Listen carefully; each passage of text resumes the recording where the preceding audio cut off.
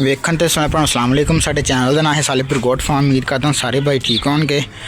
अच्छा दोस्तों, सर्दियाँ हैगियां वा, तुहानूं पता हुण ठंड हैगी है वावा, तो 2-3 दिन हो गए सूरज भी कोई नहीं निकलिया, तो बारिशां भी हो रही वा हुण, तो बारिशां दे दिन ना, तो 2 ਤੋਂ 3 दिन हो गए मैं बकरियां वगैरह भी अपनी जिहड़ियां ना वो बाहर नहीं कड्डियां, अंदर ही रहिंदियां वा है ना शैड दे विच। उत्थे हुण मैं पर्दा चक्किया आके ते हुण इन्हां नूं बाहर कड्डिया वा। मैं कहा चलो थोड़ा फिर तुर लैन, तो क्योंकि सुबह कल दियां ना उत्थे ही खड़ियां हे, तां करके ना इन्हां नूं मैं हुण कड्डिया बाहर थोड़ा जिहा। तो मैं बाहर इस तो कड्डिया वा कि चलो थोड़ा फिर तुर लैन, क्योंकि 2 दिन हो गए उत्थे अंदर इक्को जगह ते बैठी रहिंदियां वा। तो अगे जो बाहर कढ़ के बन्नी दियां सीगियां, चलो थोड़ा बहुत फिरदियां तुरदियां सीगियां, लेकिन कल दियां उस जगह ते आ। ते नाले मैं हुण आ सुक जिहड़ी है ना ये थल्लों हुण चेंज करनी आ ए वारी, ते हैगी तां एह् खुशक ही आ। ए देखो ने भी खुशक आ बिल्कुल, ए गिल्ली नहीं हैगी। तो इस करके इनू जरा मैं हुण चेंज करन लगा वा, क्योंकि सड़की काफ़ी ज़्यादा वा, तो बारिश बुरिश भी हो रही आ, तो बकरियां ने ज़्यादातर अंदर ही रहना वा। तो इस करके मैं इन्हूं हुण कर दें लगा चेंज। तो बकरियां इस करके मैं जरा बाहर छड्डियां वा हुण, चलो थोड़ा बहुत फिर तुर लैन। तो मैं अपना इन्हां नूं जरा वा तां करके ना बाहर कड्ढता। सर्दी दे विच दोस्तों शैड जरा खुशक होना बहुत जरूरी है तुहाडा, चाहे शैड वा चाहे बाड़ा वा खुशक होना चाहिए। मैं बकरियां हुण इसे तो ना छड्डियां वा भी चलो थोड़ी देर ना फिर तुर लैन, तो मुड़ के मैं इन्हां फिर इसे अंदर बंद कर देना वा।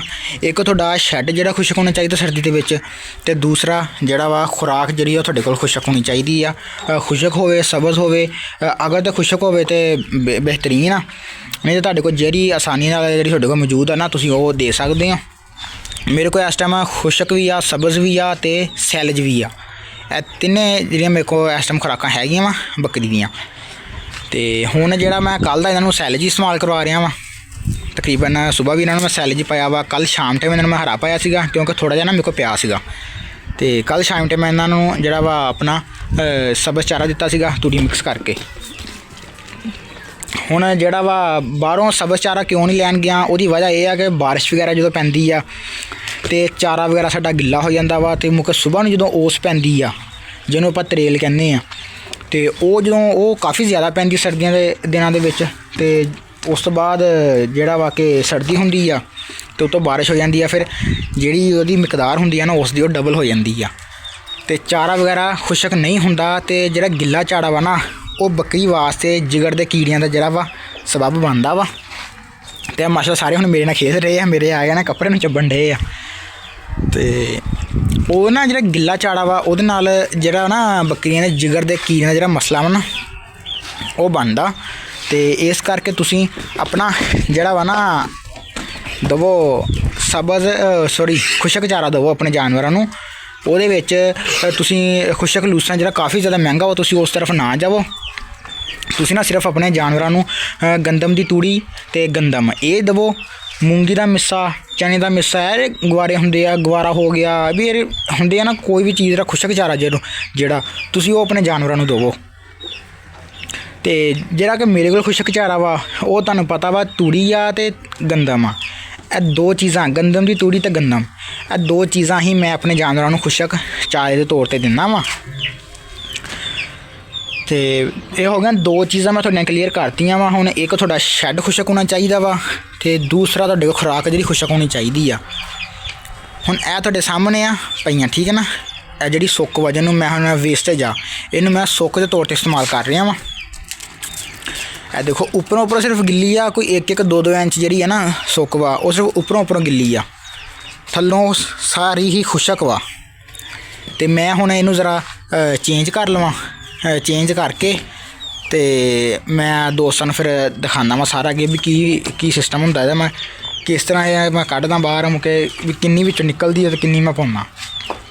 ਦੇਖ ਕੇ ਇੱਦਾਂ ਕਹਿ ਲਓ ਕਿ ਆਹ ਜਿਹੜਾ ਬਾਲਟਾ ਸਾਹਮਣੇ ਪਿਆ ਵਾ ਨਾ, ਆਹ ਸਟੀਲ ਦਾ ਬਾਲਟਾ, ਇਹ ਮੈਂ 5 ਭਰ ਕੇ ਪਾਉਂਦਾ ਵਾ ਇੱਥੇ, ਤੇ ਨਿਕਲਦੇ ਆ ਬਾਅਦ ਚੋਂ ਤਕਰੀਬਨ ਇਹ ਨਿਕਲਦੇ ਆ ਕੋਈ ਕਹਿ ਲਓ ਕੋਈ 8 ਤੋਂ 9 ਬਾਲਟੇ ਜਿਹੜੇ ਨਿਕਲ ਆਉਂਦੇ ਆ ਹਰ ਕੋਈ 4 ਤੋਂ 5 ਦਿਨ ਬਾਅਦ। ਤੇ ਮੈਂ ਹੁਣ ਇਹਨੂੰ ਚੇਂਜ ਕਰ ਦੇਵਾਂ, ਤੇ ਜਾਨਵਰ ਵਗੈਰਾ ਆਪਣੇ ਫਿਰ ਰਹੇ ਹੁਣ ਮਸਤੀ ਕਰਨ ਦੇ ਥੋੜ੍ਹੀ ਦੇਰ ਇਹਨਾਂ ਨੂੰ ਕੋਈ ਤੁਰ ਫਿਰ ਲੈਣ ਆਪਣਾ,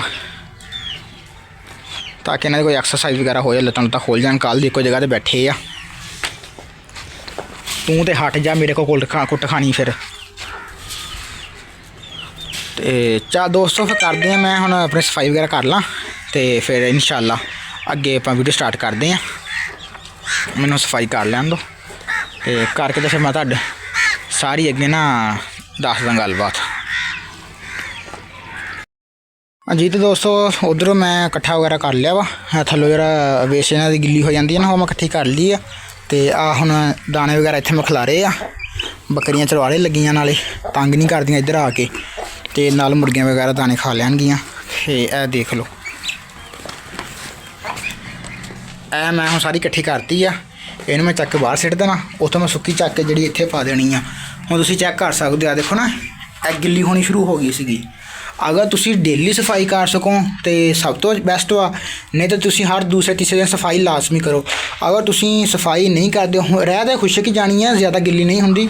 ਲੇਕਿਨ ਮਸਲਾ ਇਹ ਬਣਦਾ ਵਾ ਕਿ ਨਾ ਗੈਸ ਬਣਨੀ ਸ਼ੁਰੂ ਹੋ ਜਾਂਦੀ, ਜਿਹੜੀ ਅਮੋਨੀਆ ਗੈਸ ਹੁੰਦੀ ਹੈ ਨਾ, ਉੱਥੇ ਉਹ ਬਣਨੀ ਸ਼ੁਰੂ ਹੋ ਜਾਂਦੀ ਆ।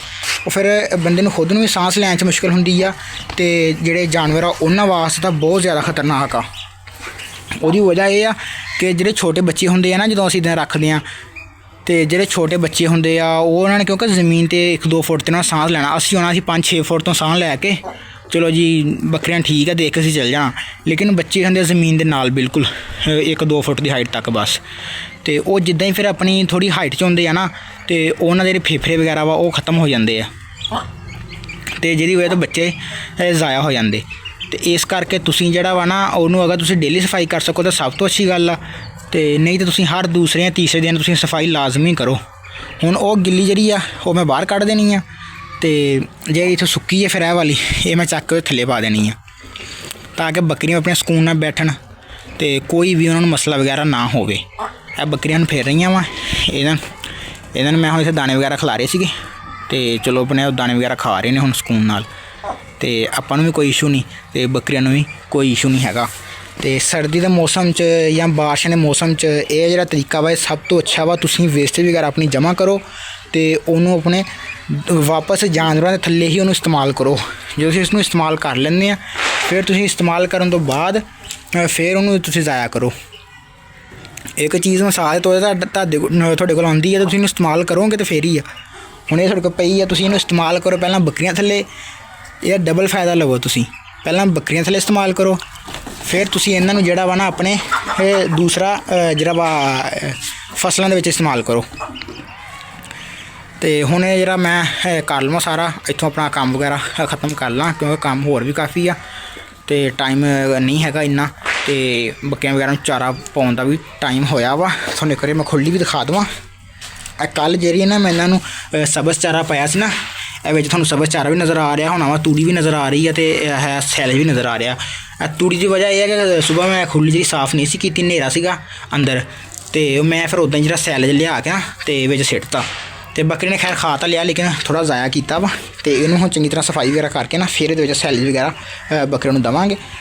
ਅਤੇ ਬਾਕੀ ਹੁਣ ਸਾਰਾ ਕੰਮ ਕੁ ਮੁਕਾ ਕੇ ਅਤੇ ਇਨਸ਼ਾਅੱਲਾ ਫਿਰ ਹੀ ਤੁਹਾਡੇ ਨਾਲ ਅੱਗੇ ਗੱਲ ਸ਼ੁਰੂ ਕਰਦੇ ਜੀ। ਦੋਸਤੋ ਗਿੱਲੀ ਉੱਥੋਂ ਆਪਾਂ ਸੁੱਕ ਕੱਢ ਕੇ ਅਤੇ ਸੁੱਕੀ ਪਾਤੀ ਆ, ਇਹ ਤੁਹਾਨੂੰ ਦਿਖਾ ਦਿੰਦੇ ਆ। ਇਹ ਦੇਖੋ ਇੱਥੋਂ ਮੈਂ ਸੁੱਕੀ ਪਾਈ ਆ, ਕੁਛ ਇੱਧਰੋਂ ਪਾਈ ਆ ਸੁੱਕੀ। ਇਹ ਗਿੱਲੀ ਜਿਹੜੀ ਨਿਕਲੀ ਅੰਦਰੋਂ, ਤੁਸੀਂ ਇਹਦਾ ਕਲਰ ਚੈੱਕ ਕਰ ਲਓ ਕਿਸ ਤਰ੍ਹਾਂ ਦਾ। ਇਹ ਜਿਹੜੀ ਬਾਰਿਸ਼ ਨਾਲ ਗਿੱਲੀ ਹੋਈ ਆ, ਅਤੇ ਇਹ ਇਹਨਾਂ ਦੇ ਪਿਸ਼ਾਬ ਵਗੈਰਾ ਨਾਲ ਜਿਹੜੀ ਗਿੱਲੀ ਹੋਈ ਸੀ ਨਾ, ਇਹ ਦੇਖੋ।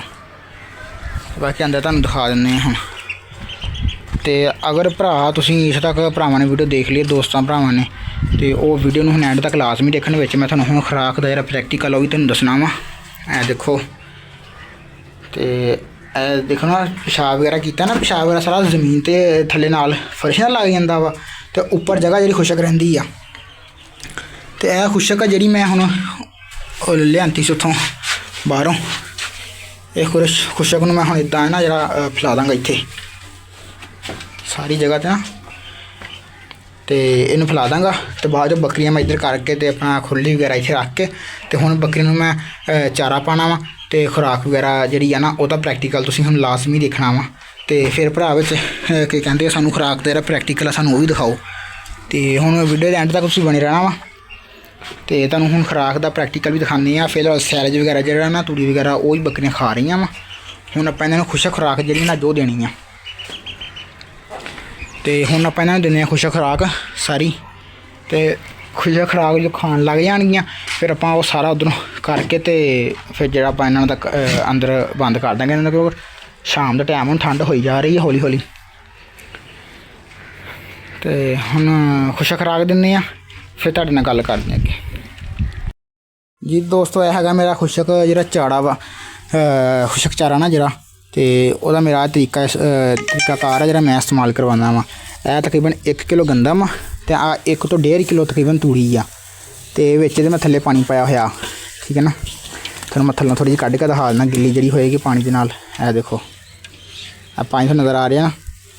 ਇਹਨੂੰ ਤੁਸੀਂ ਹਲਕਾ ਜਿਹਾ ਜਿਹੜਾ ਨਾ ਸੁੱਕਾ ਗਿੱਲਾ ਜਿਹਾ ਕਰ ਲੈਣਾ ਵਾ, ਤਾਂ ਕਿ ਬੱਕਰੀ ਦੇ ਸੰਗ ਵਗੈਰਾ ਨੂੰ ਨਾ ਲੱਗੇ, ਜਿਹਦੇ ਵਿੱਚ ਬਰੀਕ ਤੂੜੀ ਹੁੰਦੀ ਹੈ ਨਾ ਉਹ ਵਾਲੀ। ਅਤੇ ਤੁਸੀਂ ਇਹਨੂੰ ਅੱਛੀ ਤਰ੍ਹਾਂ ਮਿਕਸ ਕਰ ਲੈਣਾ ਦਾਣੇ ਦੇ ਵਿੱਚ ਪਾ ਕੇ। ਇਹ ਇੱਕ ਟਾਈਮ ਦੀ ਖੁਰਾਕ ਆ।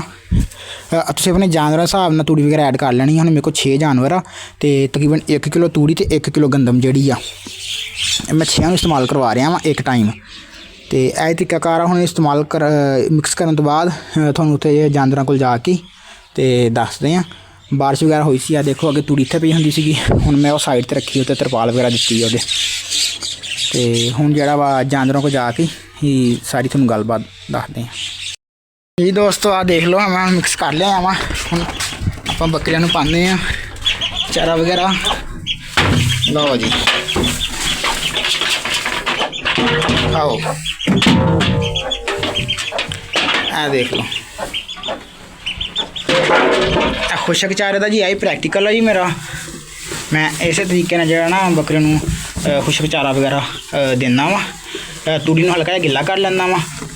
ਗਿੱਲਾ ਕਰਨ ਤੋਂ ਬਾਅਦ ਉਹਦੇ ਵਿੱਚ ਜਿਹੜਾ ਵਾ ਮੈਂ ਗੰਦਮ ਦੇ ਦਾਣੇ ਜਿਹੜੇ ਮਿਕਸ ਕਰ ਦਿੰਦਾ ਬਸ।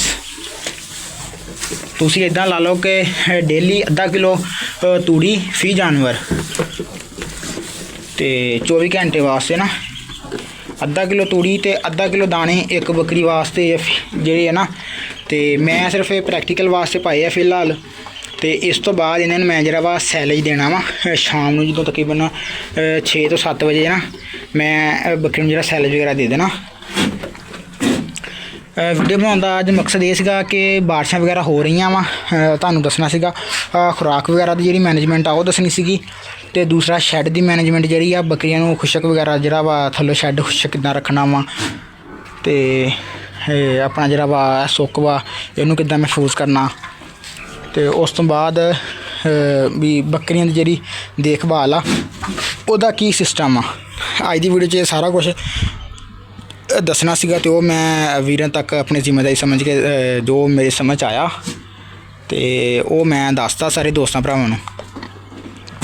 ਅਤੇ ਉਮੀਦ ਕਰਦਾ ਕਿ ਵੀਡੀਓ ਪਸੰਦ ਆਈ ਹੋਏਗੀ। ਅਤੇ ਅਗਰ ਤੁਹਾਨੂੰ ਵੀਡੀਓ ਪਸੰਦ ਆਈ ਹੈ ਤਾਂ ਦੋਸਤਾਂ ਭਰਾਵਾਂ ਨਾਲ ਸ਼ੇਅਰ ਕਰੋ ਜ਼ਿਆਦਾ ਤੋਂ ਜ਼ਿਆਦਾ। ਅਤੇ ਜਿਹੜੇ ਭਰਾ ਚੈਨਲ 'ਤੇ ਨਵੇਂ ਆ ਅਤੇ ਉਹ ਚੈਨਲ ਨੂੰ ਜ਼ਿਆਦਾ ਤੋਂ ਜ਼ਿਆਦਾ ਸਬਸਕ੍ਰਾਈਬ ਕਰੋ। ਮਿਲਦੇ ਇਨਸ਼ਾ ਅੱਲਾਹ ਤਾਲਾ ਅਗਲੀ ਵੀਡੀਓ 'ਚ। ਦੁਆਵਾਂ 'ਚ ਯਾਦ ਰੱਖਿਓ। ਅੱਲਾ ਹਾਫਿਜ਼।